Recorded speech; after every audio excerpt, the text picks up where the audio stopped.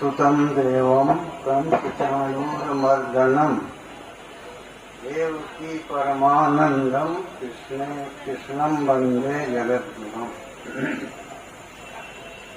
पूज्य बाबा की स्मृति से अपने को पवित्र करते हुए या पवित्र करने की कामना से मैं कुछ बातें आपसे करूंगा, क्योंकि जब तक बातें चलती रहेंगी तब तक बाबा का स्मरण होता रहेगा। तो वो स्मृति का क्रम जब तक टूटेगा नहीं, बाबा के स्मरण से हम पवित्र होते रहेंगे। तो ये सबसे पवित्र चीज और सबसे दुर्लभ चीज यही, क्योंकि जितनी चीजें हैं, मान लीजिए पंचभूत में अग्नि जो है वो भी पावक कहलाती है। पावक माने जो पवित्र कर दे, और वायु जो है वो पवन है तो वो भी पवित्र करता है, और जल जो है वो भी पवित्र करता है। तो बचा क्या? आकाश और पृथ्वी। तो क्या ये पवित्र नहीं करते? ये भी पवित्र करते हैं। क्यों कि पृथ्वी जो है वो आधार शक्ति है ना। तो शक्ति किसकी है? शक्तिमान कौन है? परमात्मा। तो भगवान की जो आधार शक्ति है, जिसकी महिमा से, जिसके प्रताप से हम सब लोग एक विशेष स्थिति को प्राप्त कर रहे हैं। इसीलिए गीता में भगवान ने कहा ना कि गामाविश्य भूतानि धारयाम में हम जैसा। कहते हैं कि देखो मैं पृथ्वी में प्रवेश करके और अपनी ओज शक्ति से उसको धारण करता हूँ। तब सोचिए कि जो सबसे बुद्धिमान है, अथवा ये कहें कि जिसके अलावा बुद्धि कहीं है ही नहीं, उसी की कृपा से जो कुछ आ जाता है वो इधर उधर दिखाई देता है। तो वो परमात्मा जो है अगर पृथ्वी को धारण करता है तो कुछ उद्देश्य होगा ना। अरे हम आप कोई काम करते हैं तो बिना उद्देश्य के नहीं। हम जा रहे हैं तेजी में बाजार में, तो आप मिलेंगे, कहेंगे गुरु जी कहाँ जा रहे हैं, क्या जरूरत है? तो मतलब क्या है? गमन जो है वो उद्देश्य को बताता है कि कहीं न कहीं कोई प्राप्तव्य चीज है जिधर हम जा रहे हैं। तो वो प्राप्तव्य दोनों तरह का होता है। उसको आप चाहें अच्छा कह लें, बुरा कह लें, अपनी बुद्धि से हम लोग सब कहते हैं। उसमें अच्छाई बुराई वस्तुतः उसमें नहीं है।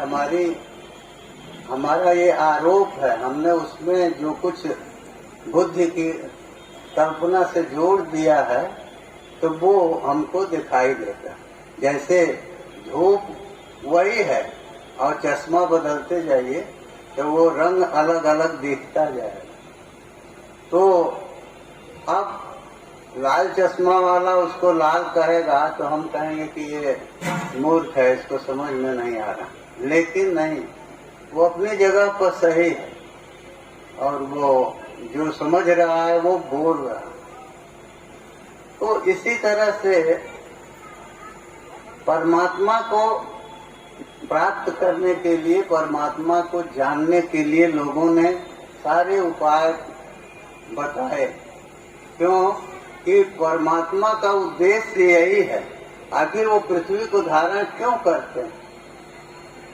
इसीलिए करते हैं कि जीव यहाँ आकर के और कुछ दिनों तक रह करके और हमारे ध्यान से अपने को पवित्र करते हुए अपने लक्ष्य को प्राप्त करना। पुण्य और पाप कहते हैं ना, तो पुण्य क्या है? जिसकी स्तुति की जाए। पुण्य का अर्थ है स्तुति के योग्य। पुण्य व्यवहारे स्तुतौ च धातु है, तो जो जिसकी स्तुति हो वो पुण्य है। और पाप क्या है? तो प नाम है परमात्मा का। पातितिप परमात्मा, पम परमात्मानम जह अपनुदति। जो परमात्मा से दूर कर दे हमको, वो पाप है। अभी कहिए कि परमात्मा से दूर कर देगा, वो दूर कहाँ से करेगा? अरे वो तो व्यापक है परमात्मा, ऐसी कोई जगह नहीं, ऐसा कोई काल नहीं जहाँ वो ना हो। तो फिर जब वो सब जगह रहे हैं, लेकिन हमारी बुद्धि में अगर उनका प्रतिभास नहीं हो रहा है तो वो हमारे लिए नहीं है। यही तो हो रहा है। हम कहते हैं ना कि इतना समय बीत गया, भगवान के दर्शन नहीं हुए। तो दर्शन क्यों नहीं होते? कुछ तो वो है, कोई चीज सामान्य दृष्टि से आप देखिए तो ये होता है कि अगर कहीं कोई पर्दा लगा है तो पर्दे के भीतर की चीज दिखाई नहीं, तो हम उसको देखने के लिए प्रयास करते हैं, या तो पर्दे को हटा दें या फिर अपनी दृष्टि का ही इस तरह का परिष्कार कर लें किसी साधन से कि पर्दे के रहते हुए भी वो हमको दिखाई देंगे। तो दोनों चीजें हैं। अब जो भी परमात्मा की कृपा से जो भी अवसर हमको मिल जाए, दृष्टि का परिष्कार हो या पर्दे की बाधकता खत्म हो जाए, तो दोनों हो सकता है। तो इस सब करने के लिए परमात्मा वो अवसर हमको देते हैं। उसके लिए धरित्री जो है, कही तो जाती है यही, ये अवस्थिति का कारण है। धरित्री है ना, मैंने धारण करने वाली। तो धारण करने वाली है तो इसको कौन धारण करेगा? ये इसको कोई आश्वासन देगा तभी न ये भी प्रसन्नता पूर्वक धारण करेगी। देखिए, परमात्मा अगर इसको धारण कर रहे हैं, कहते हैं ना गीता में कि गाम आविश्य से भूतानि धारयाम हम ओजसा, हम अपनी ओज शक्ति से इस पृथ्वी में प्रवेश करके और इसको धारण करते। तो धारण करते हैं तो कुछ न कुछ प्रयोजन होगा। किस लिए धारण करते हैं? इसलिए कि हम अपना उद्धार कर सकें। तो दोनों ही तो इस धरती पर रहते हैं, पुण्यात्मा भी रहते हैं और पापात्मा भी रहते हैं। तो वस्तुतः पुण्य और पाप इसका संश्लेष तो नहीं होता आत्मा से। आत्मा से उसका कोई संबंध नहीं है, वो संबंध हो ही नहीं सकता। फिर भी इतना जो हम अपनी बुद्धि में इनका सानिध्य ऐसा कर दिए हैं, इनको इस तरह से पकड़ लिए हैं कि हम अपने को पुण्यात्मा और पापात्मा दोनों समझते हैं। वस्तुतः तो वो नहीं है, दोनों नहीं है। ना हम पुण्यात्मा हैं न पापात्मा हैं। तो हैं क्या? हम परमात्मा हैं। अभी कहेंगे कि हम परमात्मा हैं। हाँ, परमात्मा तो हैं। इसलिए कि ये सारा प्रपंच, ये सारा समय जो हमारा बीत रहा है, केवल अपने को उस परमात्मा से अलग समझने के कारण बीत रहा है। यदि हम अपने को अलग न समझे, अलग का क्या अर्थ होता है? अलग्न। संस्कृत में लग्न का अर्थ होता है मिला हुआ, सटा हुआ। तो हम परमात्मा से अलग न हो गए, अलग समझ लिए। अरे कैसी विचित्रता है, जो हर देश में, हर काल में, हमेशा हर जगह है, उससे हम अलग कैसे हो सकते हैं? संभव है? लेकिन हम अपने को अलग समझ रहे हैं। तो ये अलग्नता का जो बोध है, जो भाव है हमारे अंदर, वो अलग्नता जब खत्म हो जाए तो क्या स्थिति बनेगी? जो तथ्य तो ये है, ये सत्य है कि हम हमेशा परमात्मा से हमारा संबंध है, हम हमेशा उनसे जुड़े हुए।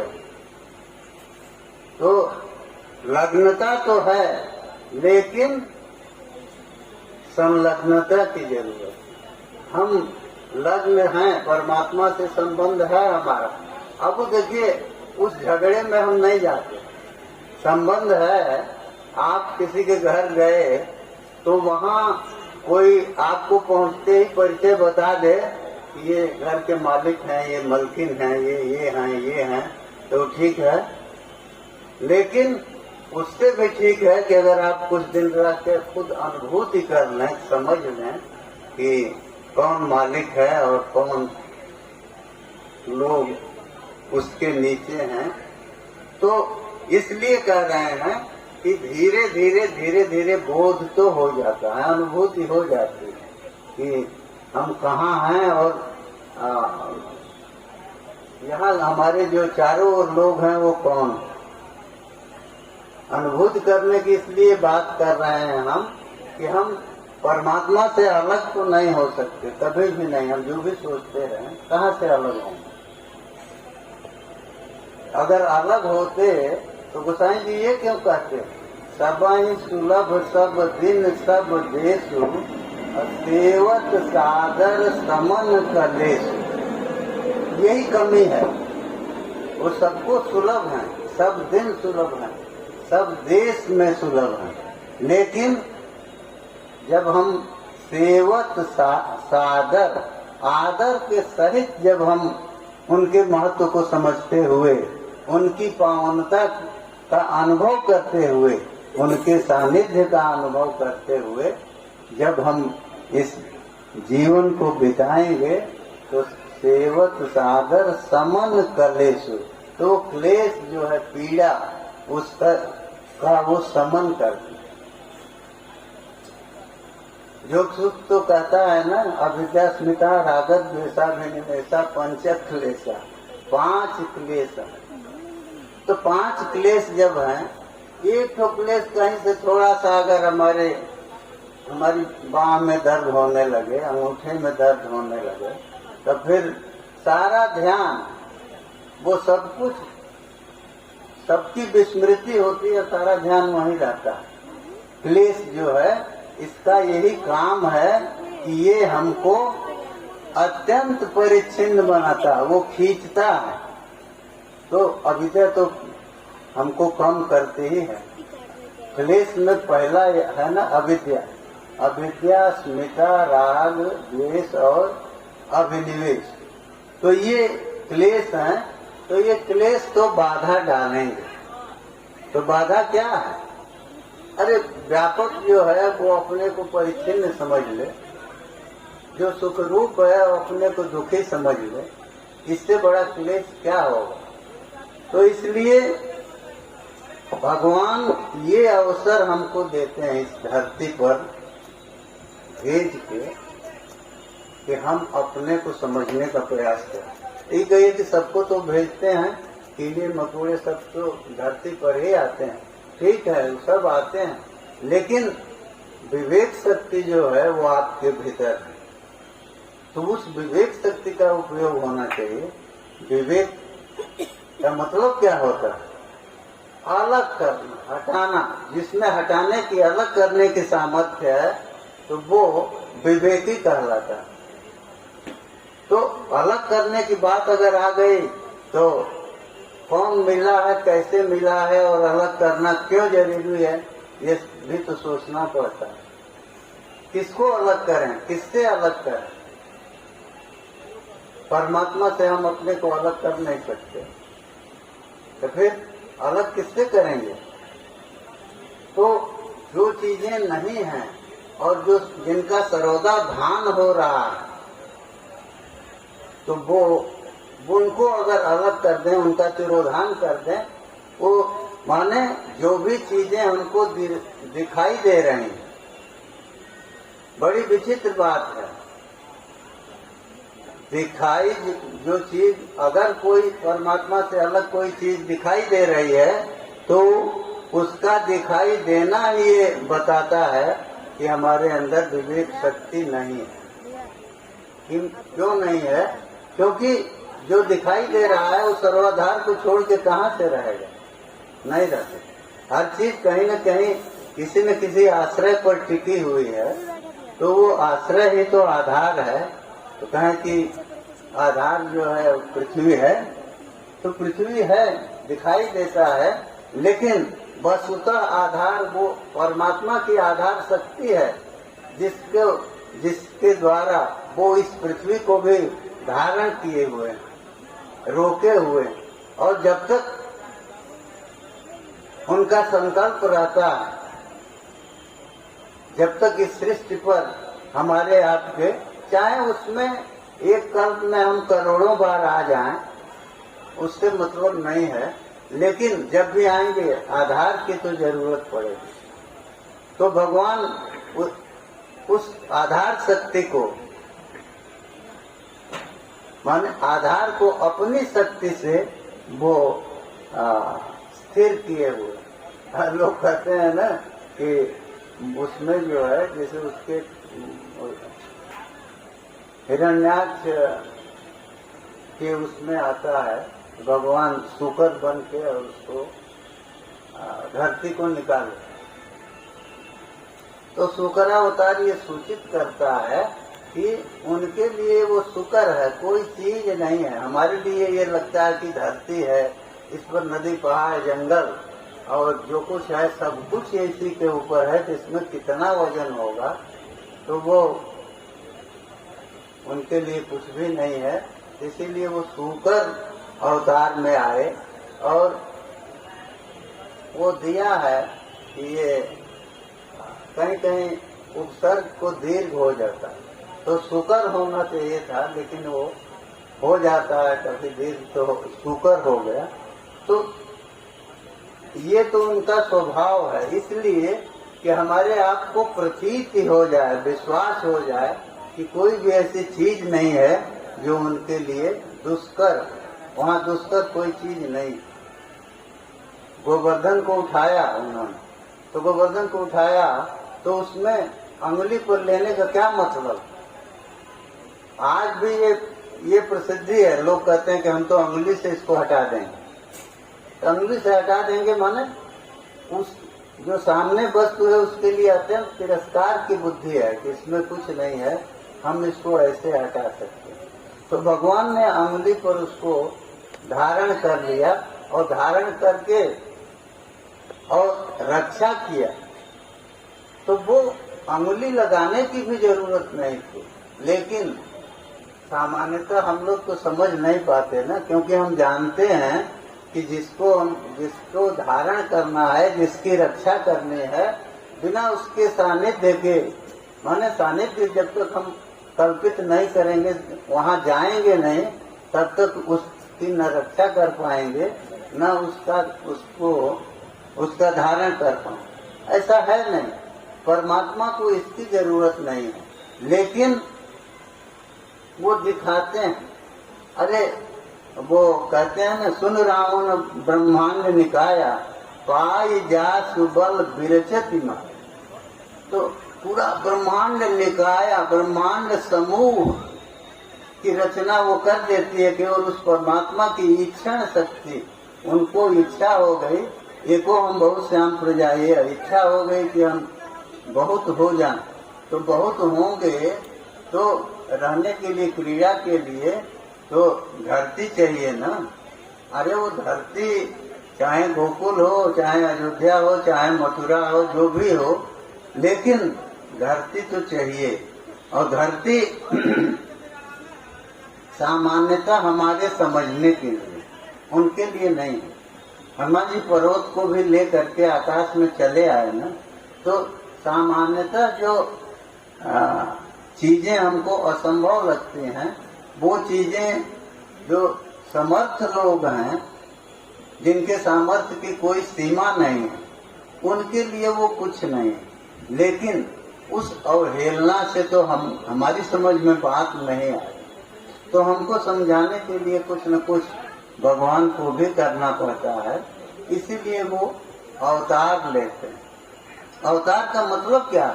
नीचे आना, अवतरण करते हैं। तो अवतरण में माने नीचे आते हैं, तो वो कहाँ नीचे ऊपर कहाँ जाएंगे?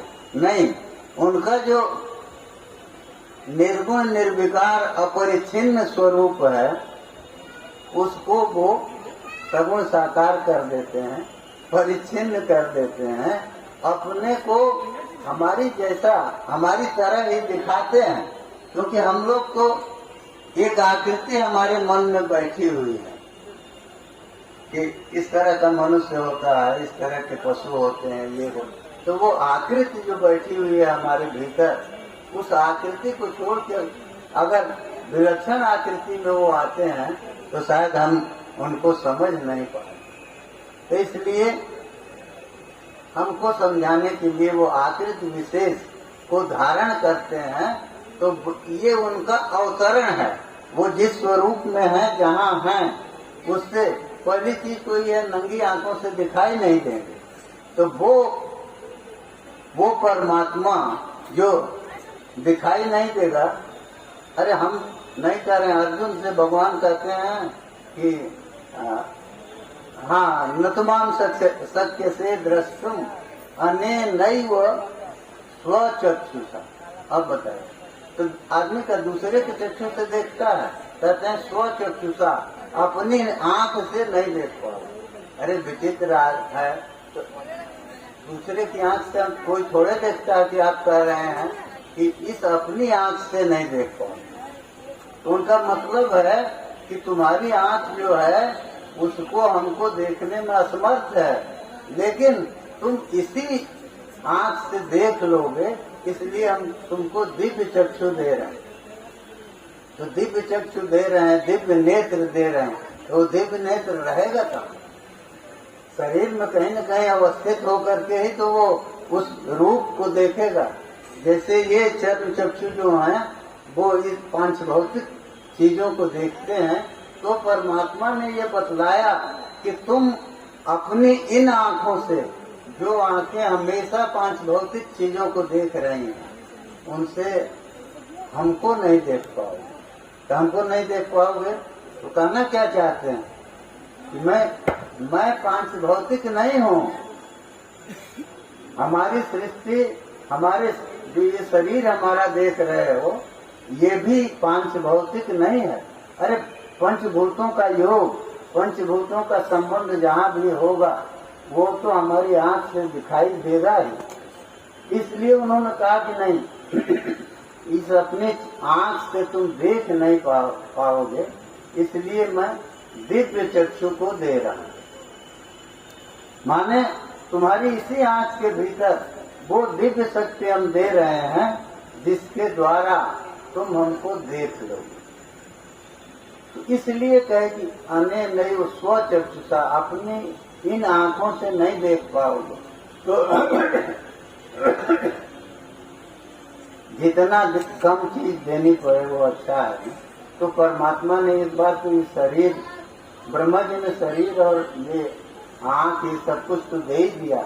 उन्होंने कहा कि चलो, उन्होंने आधा काम तो कर दिया है, थोड़ा सा हम और तुमको सामर्थ्य दे देते हैं, तो इससे तुम हमको देख लो, क्योंकि ये दिव्य चक्षु जो हैं बिना हमारी कृपा के नहीं है। तो इसलिए वो दिव्य चक्षु दे दिए।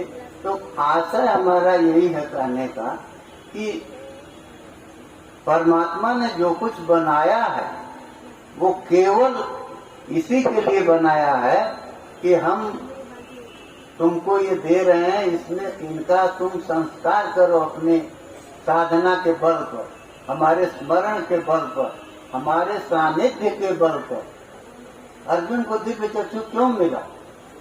आजीवन भगवान कृष्ण के सानिध्य की कल्पना की, सानिध्य के लिए तरसते रहे, तड़पते रहे और हर तरह से सानिध्य पाने का प्रयास करते। तो उनको वो अवसर मिला वहाँ और उनको दिव्य चक्षु मिला, उन्होंने देखा। कृपा है, धृतराष्ट्र को तो वैसे ही व्यास जी ने दे दिया, उनको भी दिया, दिव्य चक्षु दिया है, ऐसा नहीं है। वो उन्होंने भी देखा है उस समय जब भगवान कृष्ण गए हैं सभा में, उस समय तो, लेकिन वो थोड़ी देर के लिए ही था, बाद में वो तिरोहित हुआ। अर्जुन को भी तो थोड़ी देर के लिए ही वो सामर्थ्य मिली थी और उसके बाद वो सामर्थ्य नहीं रही, वो नहीं देख सके। और ये कहें कि तो उन्होंने दिया अपने मन से दर्शन के लिए, तो अच्छी चीज थी, तो फिर ले क्यों लिया? तो भगवान का ये स्वभाव तो है जो श्री पालय हरय बहोरी, बाल के सम मति अति घोरी। लेकिन उसके कारण उन्होंने नहीं किया। अर्जुन जब कांपने लगे, उस स्वरूप को देखने में असमर्थ होने लगे, प्रार्थना किए। कहते हैं न, गीता में आया कि तेनैव रूपेण चतुर्भुजेन सहस्रबाहो भव विश्वमूर्ति। कहे कि हे प्रभु, आपकी अनंत भुजाएं हैं और आप विश्वमूर्ति। रहस्य की बात तो अर्जुन को समझ में आ गई। विश्वमूर्ति माने संपूर्ण जो कुछ दिख रहा है वो सब में आपका ही समुच्चय है। मूर्ति शब्द जो है, मूर्ति शब्द मूर्छा धातु से बनता है। तो मूर्छा का जो है वो धातु का दो अर्थ है, मोह और समुच्चय। तो हम लोग जो हैं पहले अर्थ को पकड़ के और मूर्ति को समझते हैं कि मूर्ति जो है वो अज्ञान के अविवेक के कारण है और इसमें कोई समुच्चय नहीं है, ज्ञान शक्ति नहीं है। लेकिन ऐसा क्यों? अरे जब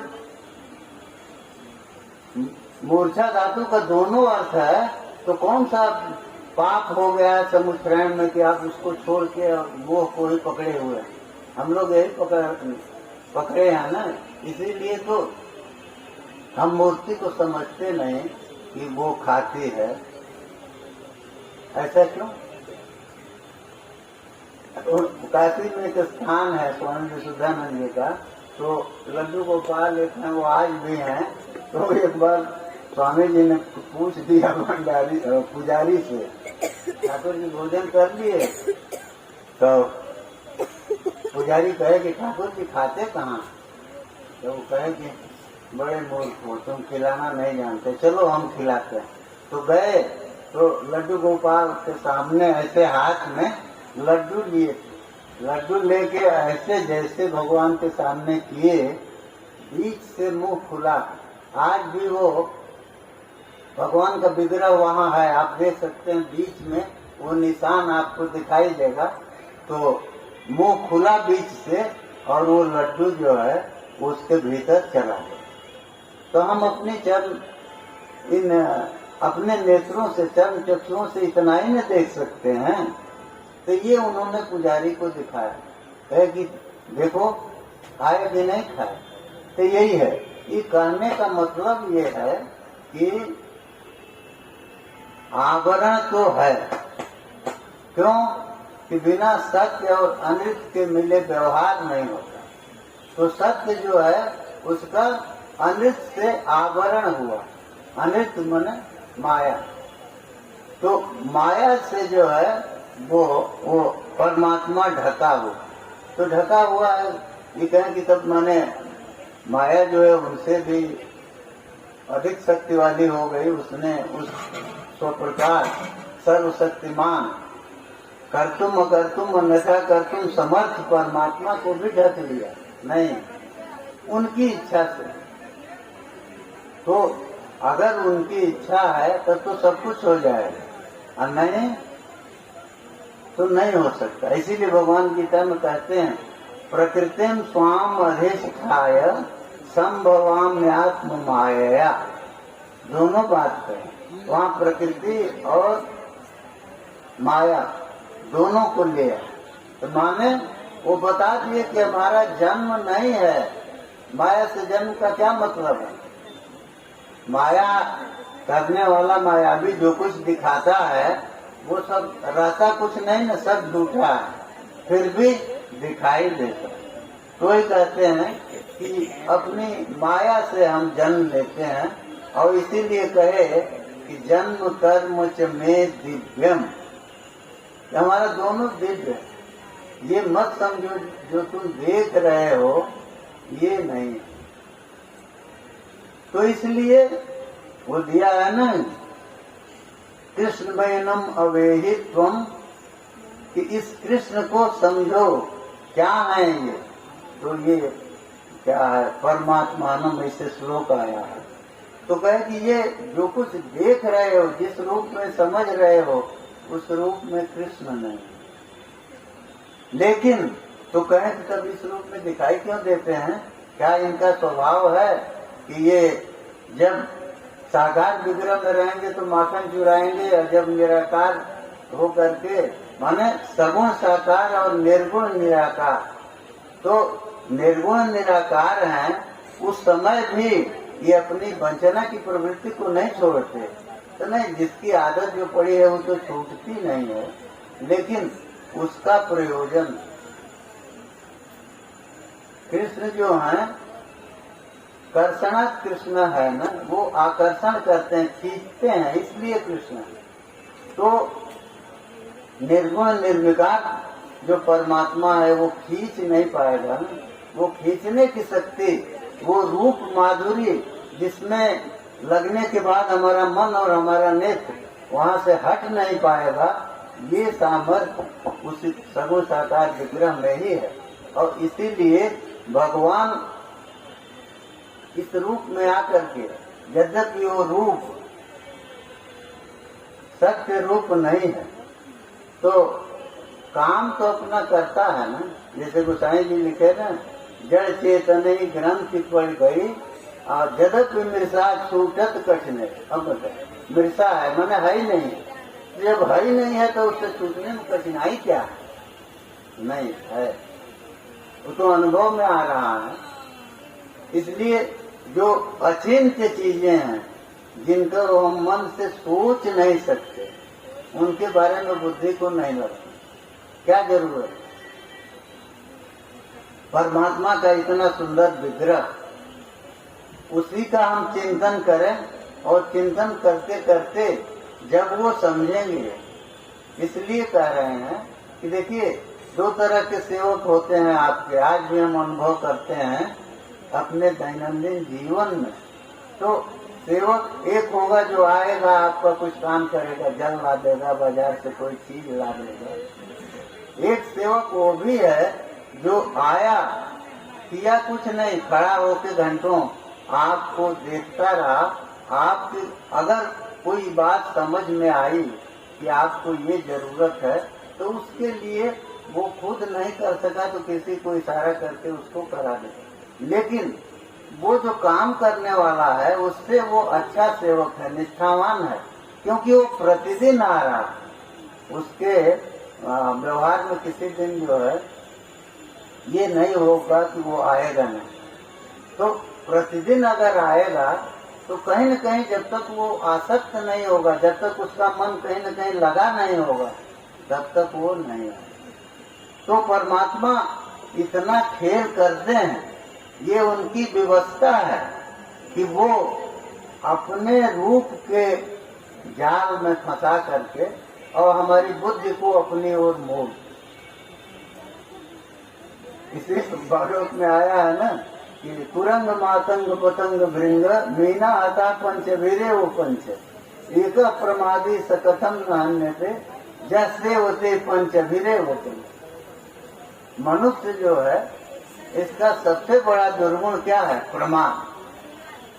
तो गीता में आया है ना, प्रमादालस्य निद्राभिस्तन्निबध्नात् देहिनम्। तो प्रमाद जो है वो सबसे बड़ा शत्रु है, और उस प्रमाद के कारण विवेकी जीव जो है वो फंस जाता है, अविवेकी हो जाता। और प्रमाद के बाद वो उसके साथ आलस्य आता है, और आलस्य के बाद निद्रा। तो इसीलिए योगी लोग जो हैं उनकी निद्रा खत्म हो जाए।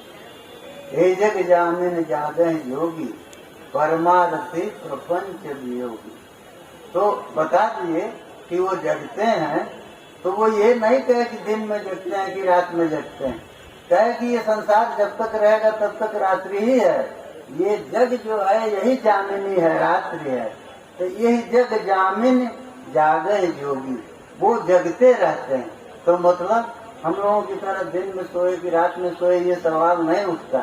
ये तो जब तक संसार है तब तक ये रात्रि ही है, और उसमें वो जगते रहते हैं। क्यों? परमारथी प्रपंच वियोगी, प्रपंच को वो छोड़ चुके। जब तक हमारी आपकी बुद्धि प्रपंच में आसक्त है, तब तक नहीं सबकी जरूरत है। और जब प्रपंच से उनका नित्य वियोग है, तो प्रपंच से नित्य वियोग किसका है? परमात्मा का। परमात्मा में ये प्रपंच रह के भी नहीं है नहीं, फिर भी दिखाई देता। उसी तरह से योगी जो है वो प्रपंच का नित्य वियोग में है और वो उस जगजामिनी में जगते रहते हैं। तो जगने का मतलब क्या है? जागृ निद्रा क्षय धातु। जगना माने निद्रा का क्षीण हो जाना, निद्रा का न हो। तो हम आपको दोनों स्थितियों का अनुभव करते हैं ना। नींद आई और फिर उससे हम जगे, और वहाँ कुछ नहीं है, वो तो हमेशा जग रहे हैं, हमेशा निद्रा का क्षय है। तो इसलिए स्वप्न भी नहीं है। मोह निशा सब सुव निहारा और देखा है स्वप्न अनेक प्रकार। तो अनेक प्रकार के स्वप्न देखेंगे जब तक मोह निशा है, लेकिन जब मोह निशा नहीं रही तो उसके बाद नहीं है, स्वप्न भी नहीं होगा और परमात्मा से वियोग भी नहीं होगा।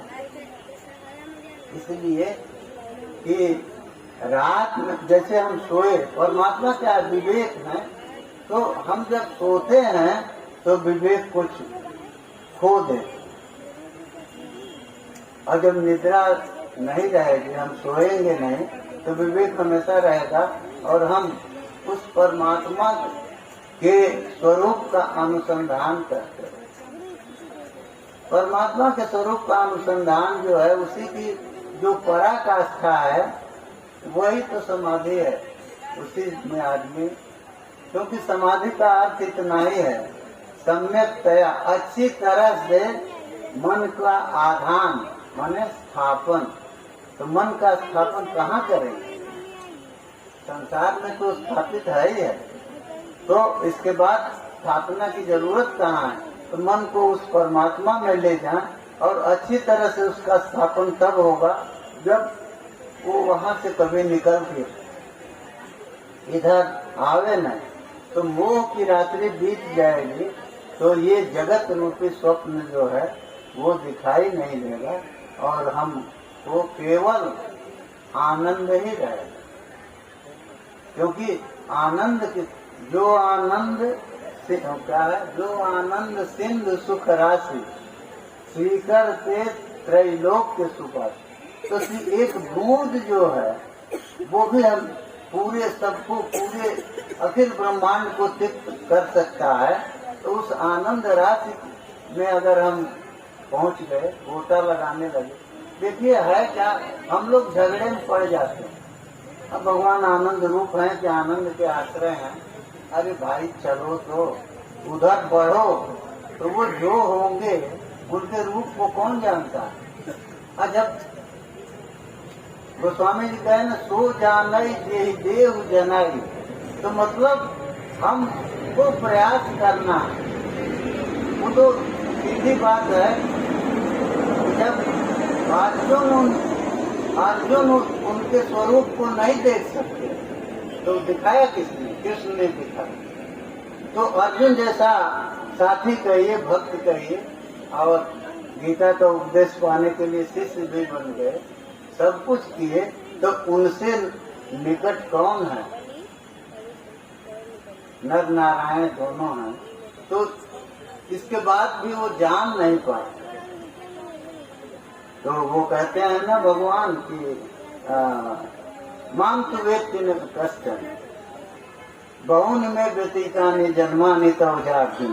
कहे अर्जुन तुम्हारे बहुत से जन्म बीते और हमारे भी बीते हैं, लेकिन तो कोई कहेगा नहीं तब तो महाराज हम आप बराबर हो गए, आप भी इस चक्कर में पड़े हुए हैं, हम भी पड़े हुए हैं।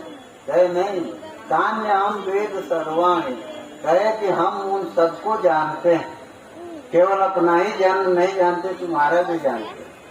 कान्य हम वेद सर्वाणि न तुम वेद परंतप, कहे कि तुम उनको नहीं जानते।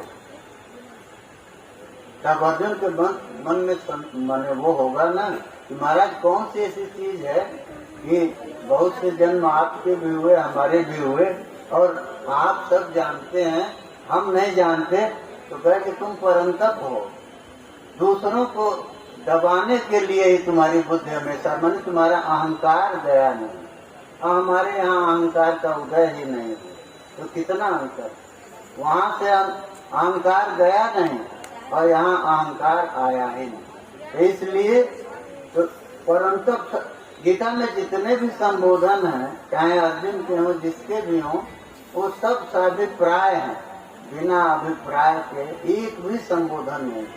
जरूरत इतनी ही है कि हम उधर अपनी दृष्टि को ले जाएं, और दृष्टि न जाए तो परमात्मा से प्रार्थना करें, क्योंकि जो अर्जुन के मोह चक्षु को निवृत्त करके और दिव्य चक्षु दे सकते हैं, तो हमको दिव्य चक्षु न दें तो उतना समझने की शक्ति तो दे सकते हैं, और वो देते हैं।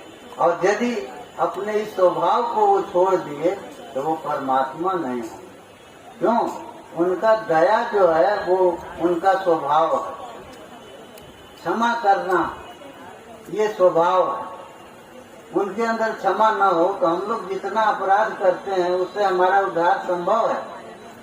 इसीलिए ब्रह्मा जी ने कहा ना, ब्रह्मस्तुति में आया कि वो कहते हैं कि बच्चा जो है माँ के गर्भ में रहता है और वो पैर से मारता है, उसका पैर चलता है, तो कहते हैं कि किम कल्पते धोक्षज आग से दिया, माने क्या उसको पाप माना गया? हाथ से नहीं, पैर से मारता है, वो मारता है ना माँ को। लेकिन आज तक किसी ने कहा है कि उसने ये अपराध किया? तो वही वो कहते हैं कि हमारी गलती हमने किया, तो फिर भी हम चाहे जो अच्छा करें जो बुरा करें, वो सब तो आपके नियंत्रण में ही रह के कर रहे हैं। तो वो क्षमा की जो आपकी आदत है उसके द्वारा हमको क्षमा मिलना चाहिए, और हमारे इस अपराध का दंड न मिल करके हमको इसका प्रसाद मिले। तो भगवान तो प्रसाद दिए ही। दंड तो वो देखिए दो तरह से दंड देते हैं। दंड जितने भी भक्त हैं उनको अहम हुआ तो अहंकार को उन्होंने तोड़ा, तो ये भी तो एक दंड है। अहम जब चला गया तो ये बिना दमन के नहीं न होता, तो ये दंड तो है, लेकिन इस दंड से हमारा कल्याण,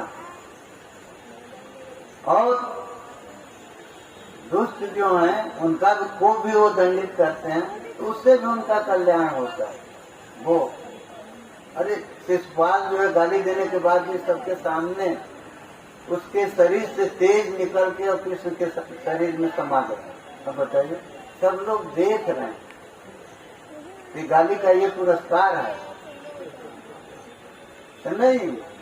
ये गाली और स्तुति, गाली से जो नाराज हो रहा है और जो स्तुति से प्रसन्न हो रहा है उसका ये प्रसाद नहीं है। भगवान दोनों से परे। यदि गाली से नाराज हो जाए और स्तुति से प्रसन्न हो जाए तो समदर्शी कैसे कहलाएंगे? समदर्शी तो वो हैं, तो इसी समदर्शी तो ये मालूम पड़ रहा है। तभी कहिए कि छोड़ क्यों नहीं दिए? नहीं, व्यवहार की स्थापना तो करनी है ना, व्यवहार की स्थापना करनी है। ये दिखाना है कि अगर इस तरह का कोई व्यवहार करता है तो उसका दमन होगा, उसका दमन करना चाहिए। तो इसलिए व्यवहार में दो ही चीजें हैं, न्यक्कार और पुरस्कार।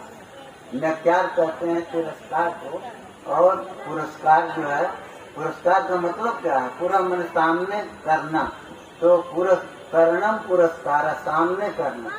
तो सामने किसी को आप करते हैं तो माने उसके गुणों की, उसके कर्म की, उसकी सोच की प्रशंसा आप करते हैं, तब उसको आप सामने करते हैं।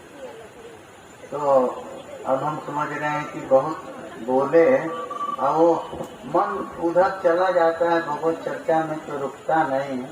ये उसका दोष कहिए, गुण कहिए, अब ये तो भगवान समझे। लेकिन हम तो केवल 84 से अब तक बाबा की आज्ञा का पालन करते आ रहे हैं। जब कभी भी बाबा का मंच मिलता है तो हम प्रयास करते हैं कि अपनी वाणी को का प्रसार करें। और अब क्योंकि विलम्ब हो गया है, इसलिए अब उसका उपसंहार का समय है, तो बाबा को प्रणाम करते हुए हम वाणी को भी विराम देंगे।